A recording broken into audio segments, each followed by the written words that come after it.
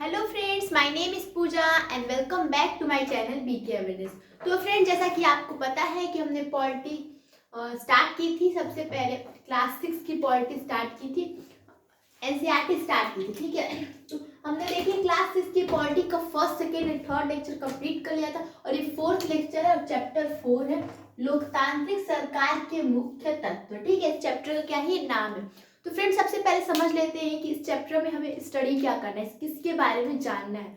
तो फ्रेंड्स, हम इस चैप्टर में इस लोकतांत्रिक सरकार के कामों को प्रभावित करने वाले कुछ बातों को पढ़ेंगे। जैसे कि ये पढ़ेंगे कि लोकतंत्र में कैसे आपकी भागीदारी हो सकती है, फिर लोकतांत्रिक सरकार में कैसे समस्याओं का समाधान होता है, फिर कैसे न्याय होता है। इन सब के बारे में हम इस चैप्टर में स्टडी करेंगे और ये भी स्टडी करेंगे कि अगर किसी देश में लोकतांत्रिक सरकार नहीं होती है तो फिर क्या होता है।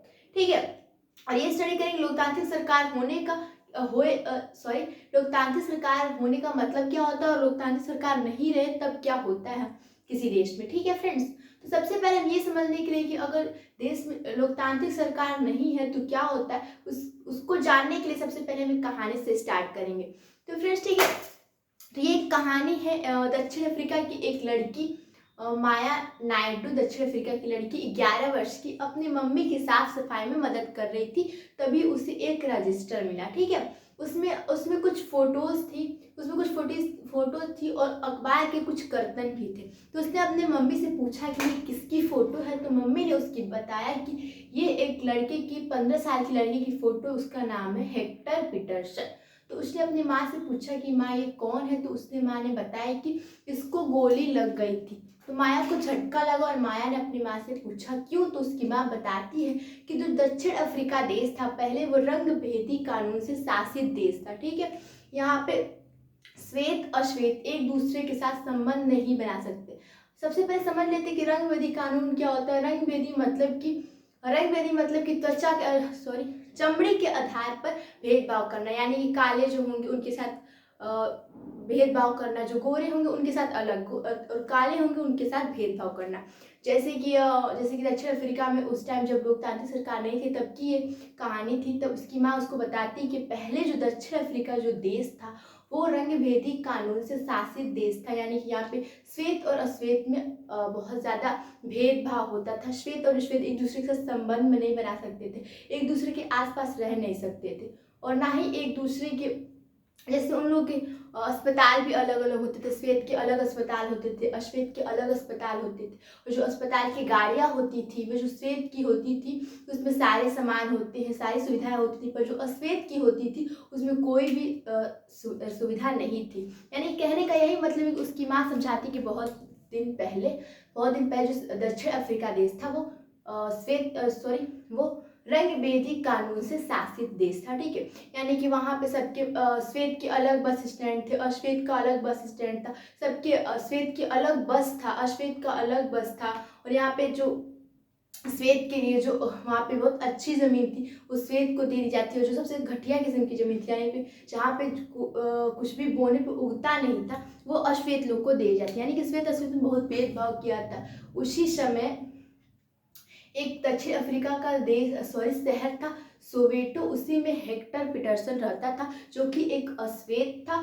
तो उसके जो अश्वेत लोग रहते थे वो अफ्रीकांस बोलते थे, तो इसलिए जो अश्वेत लोगों पर, अश्वेत विद्यार्थियों पर यह दबाव डाला गया कि आप लोग अफ्रीकांस सीखिए। जो हेक्टर पीटरसन है और उसके सहपाठी वो नहीं सीखना चाहते थे, वे अश्वेत थे, वो जूलू सीखना चाहते थे, उनकी भाषा जूलू थी, वो जूलू सीखना चाहते थे। तो उन्होंने हेक्टर पीटरसन और उसके सहपाठियों ने इसका विरोध किया कि हम नहीं सीखेंगे, हम अपनी भाषा जूलू ही सीखेंगे, अपनी भाषा जूलू ही सीखेंगे। तो उस पर क्या किया, दक्षिण अफ्रीका की जो पुलिस थे उस पर बहुत बेरहमी से पीटा और भीड़ में गोली चला दी और एक गोली जाके लग गई किसको, हेक्टर पीटरसन को। यह घटना 16 जून 1976 की। ठीक है, तो उसकी माँ यही सब बताती जो बहुत दिन पहले की बात है, हेक्टर पीटरसन को कैसे गोली लगी और कैसे पहले दक्षिण अफ्रीका में भेदभाव होता था, उसकी माँ बताती है। और ये भी उसकी माँ बताती है कि अब दक्षिण अफ्रीका की राष्ट्रीय कांग्रेस पार्टी और उसके उसके जो मेन नेता थे, उनका नाम था नेल्सन मंडेला। उन्होंने लोकतांत्रिक सरकार के लिए बहुत संघर्ष किया और सन 1994 में जो दक्षिण अफ्रीका था वो लोकतांत्रिक देश बन गया। तो उसकी माँ बताती है, ठीक है फ्रेंड्स। तो अब हम इससे ये पता चल जाता है कि अगर लोकतांत्रिक सरकार नहीं होती तो बहुत चीज़ों के आधार पे भेदभाव होता है। जैसे कि हमने दक्षिण अफ्रीका में देखा कि दक्षिण अफ्रीका में चमड़ी के रंग के आधार पे भेदभाव हो रहा था। तो अब हम ये जानते हैं कि अगर देश में लोकतांत्रिक सरकार रहती है, यानी कि लोकतांत्रिक देश है, तो उससे हमारा क्या मतलब, उससे हमें क्या फ़ायदा होता है, ठीक है फ्रेंड्स।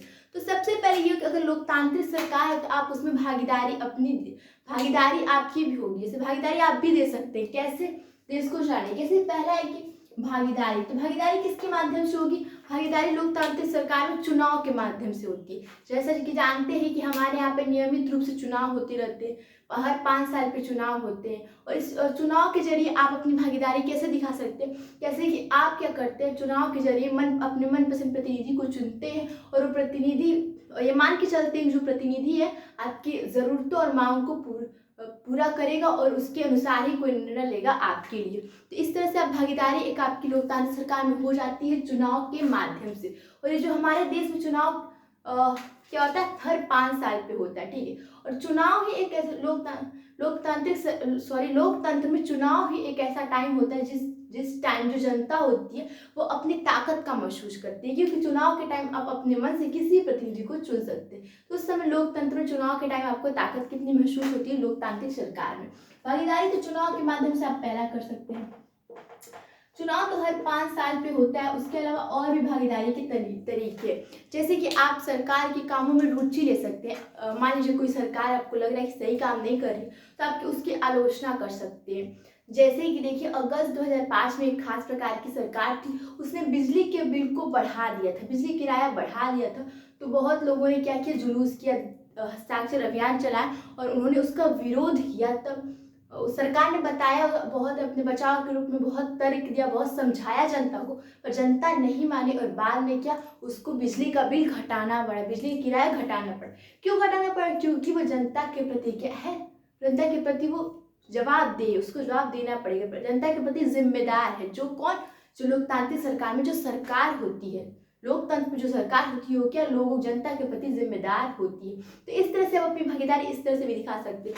और भी कई तरीके, जैसे कि अगर आप सरकार को कोई तर्क देना चाहते हैं, आपको लग रहा है कि आपके साथ न्याय नहीं हो रहा है या गलत हो रहा है, तो आप धरना, जुलूस, हड़ताल ये सब भी कर सकते हैं और इससे आप सरकार को बता सकते हैं कि जो हो रहा है वो सही नहीं हो रहा है और अपना तर्क दे सकते हैं। दूसरा देखिए कि अखबार, पत्रिकाएं और टीवी, जैसे मान लीजिए कि जो अखबार होती है, पत्रिकाएं होती है, टीवी होती है, रेडियो होती है, इन सब के माध्यम से भी आप सरकार की जो जिम्मेदारी है या फिर जो जनता के लिए जो मुद्दा है उन सब पे चर्चा कर सकते हैं, ठीक है, इनके माध्यम से। ठीक, इस तरह से आप भागीदारी दिखा सकते हैं लोकतंत्र में अपनी। और ये देखिए कि जहाँ लोकतंत्र में बहुत लोग भागीदारी दिखा सकते हैं, वहाँ पे लोकतंत्र में कुछ लोगों को मौका नहीं मिलता है भागीदारी दिखाने, जैसे कि कोई आदिवासी, महिलाओं या फिर गरीबों को सब मौका नहीं मिल पाता अपनी भागीदारी दिखाने का लोकतंत्र में। पर एक आंदोलन ऐसा है, इसमें अक्सर आदिवासी, महिलाएं और गरीब भी अपनी भागीदारी दिखा सकती है आंदोलन के माध्यम से।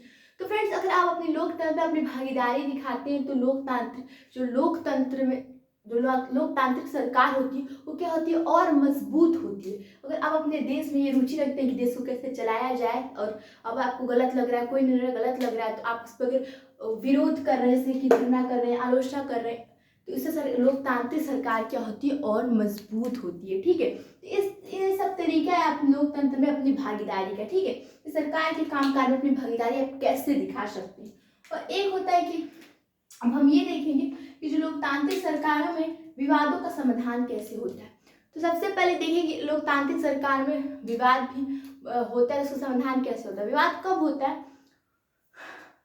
होता है, जैसे कि मान लीजिए कि कोई अगर धर्म के आधार पर या फिर धार्मिक संस्कृति या फिर बहुत चीज़ पे जब लोग एक दूसरे से तालमेल नहीं बैठा पाते हैं, तो वहाँ पे आप देखिए विवाद उत्पन्न हो जाता है। जैसे मान लीजिए कि एक होता है, जैसे जुलूस कोई निकाला, धार्मिक जुलूस किस रास्ते से निकले, तो इसके लिए बहुत विवाद उत्पन्न हो जाता है कि इस रास्ते से ये धार्मिक जुलूस नहीं निकलेगा, रास्ते से धार्मिक जुलूस नहीं निकलेगा तो उससे विवाद बहुत उत्पन्न हो जाता है। लोग जो धार्मिक जुलूस होते हैं उस पर पत्थर फेंकने लगते हैं। ठीक है फ्रेंड्स। तो उस समय सरकार को क्या करना चाहिए? उस समय सरकार यही करती है कि पुलिस आती है और दोनों पक्षों को बैठा के आमने सामने अच्छे से बात करा देती है।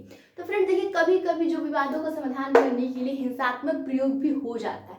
हिंसात्मक प्रयोग कब होता है? जब एक पक्ष मान लेता है कि दूसरे पक्ष को बिना हिंसा के प्रयोग में दूसरे पक्ष को नहीं रोका जा सकता, तब वहाँ पे विवादों के समाधान में क्या हो जाता है? हिंसात्मक प्रयोग हो जाता है। जैसे कि हमने माया वाले केस में पढ़ा था कि जो पुलिस थे, अफ्रीका के जो पुलिस थे, उन्होंने क्या भीड़ पे गोली चलवा दी थी, यानी कि हिंसात्मक प्रयोग किया था विरोध को चुप कराने के लिए। यानी कभी कभी विवादों का समाधान करने हिंसात्मक प्रयोग भी हो जाता है। ठीक है फ्रेंड्स।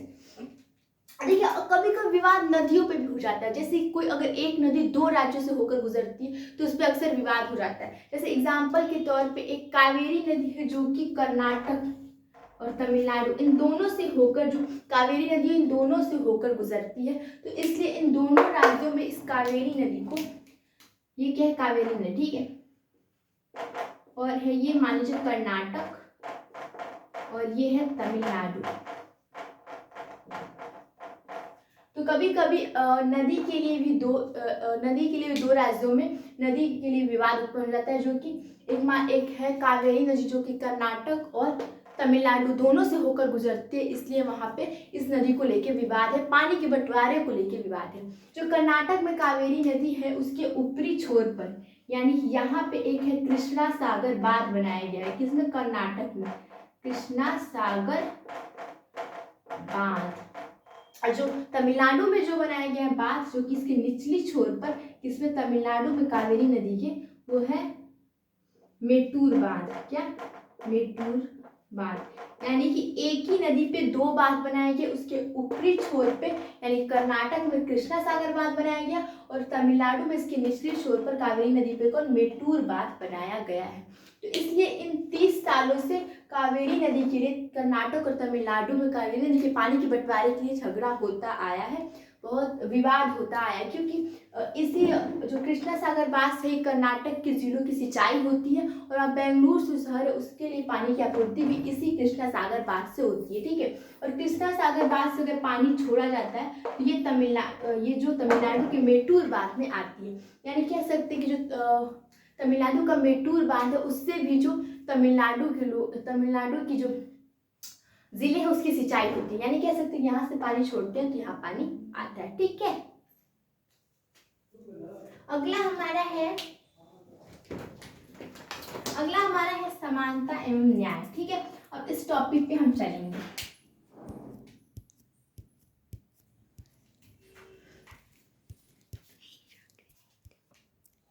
तो फ्रेंड्स हमारा अगला टॉपिक है समानता एवं न्याय। ठीक है। हमने बता दिया कि हमने ये टॉपिक पढ़ लिया कि विवाद कैसे नदियों के बीच भी कभी कभी विवाद हो जाता है। ठीक है। तो इस विवाद में क्या करती है? जो राष्ट्रीय सरकार आती है और दोनों पक्षों को आमने सामने बैठा के विवाद को सॉल्व करती है। ठीक है। यानी झगड़ा को सॉल्व करती है और पानी के बंटवारे को अच्छे से करती है। और देखिए हमारा 4 टॉपिक है समानता एवं न्याय। आप जानते हैं कि लोकतांत्रिक सरकार में जो सबसे इम्पोर्टेंट चीज होती है वो होती है सबके साथ न्याय हो और सबके साथ समान व्यवहार हो। पहले देखिए, पहले टाइम में बहुत छुआछूत था, यानी कि पर अब छुआछूत को क्या मान लिया गया? अब छुआछूत को कानूनी अपराध मान लिया गया। यानी कि जो छुआछूत हो गया, जैसे कि आपको पता है कि जो पहले के टाइम में बहुत छुआछूत था, यानी कि पहले टाइम बहुत छुआछूत था, जैसे कि ये भी था, तो अब तो छुआछूत को कानूनी अपराध मान लिया गया। समानता के लिए बहुत जो दलित लोग थे उनके साथ समान व्यवहार नहीं होता था। जैसे कि मंदिर में प्रवेश नहीं करने देते थे लोग दलितों को कि आप मतलब अशुद्ध मंदिर में प्रवेश नहीं करेंगे। तो अब ये सब हटा दिया गया, अब ये सब अपराध मानते। आप जानते हैं फ्रेंड्स कि ये सब जो हमारे एक नेता है डॉक्टर भीमराव अंबेडकर, उन्होंने दलितों के लिए बहुत संघर्ष किया, दलितों को न्याय और सम्मान दिलाने के लिए। ठीक है फ्रेंड्स। तो ये सबने बताया कि लोकतांत्रिक सरकार में सबसे ज़्यादा इम्पोर्टेंट होना चाहिए कि सबको समान व्यवहार मिले और सबके साथ न्याय हो। तो इसलिए अब सरकार सबके साथ समान व्यवहार करने के लिए बहुत योजना निकालती है और बहुत कार्य भी करती है। जैसे कि अब है कि देखिए हमारे समाज में आप लोग देखते होंगे कि लड़कियों को लड़कों की अपेक्षा कम ध्यान रखा जाता है, लड़कों का ज़्यादा ध्यान रखा जाता है। तो इसलिए अब सबको समान करने के लिए सरकार ने सरकार ये करती है कि जो लड़कियों की फीस सरकारी स्कूल में बहुत कम रखी गई या तो किसी के सरकारी स्कूल में उसको माफ़ कर दिया गया। क्यों? क्योंकि लड़के और लड़कियों में समानता लाने के लिए, यानी कि जो हमारे देश में सबके लिए समान व्यवहार करने के लिए और समानता बराबर करने के लिए सबको सरकार बहुत सारी योजनाएं ऐसे बहुत सारे काम भी करती है। तो फ्रेंड्स, यही सब रहा लोकतांत्रिक सरकार की जो मुख्य बातें हैं कि लोकतांत्रिक सरकार में क्या होता है और कैसे होता है, यही सब था। तो फ्रेंड्स, आई होप आपको ये वीडियो अच्छी लगी होगी। तो वीडियो अच्छी लगी तो वीडियो को लाइक कीजिए, चैनल को सब्सक्राइब कीजिए। Thank you.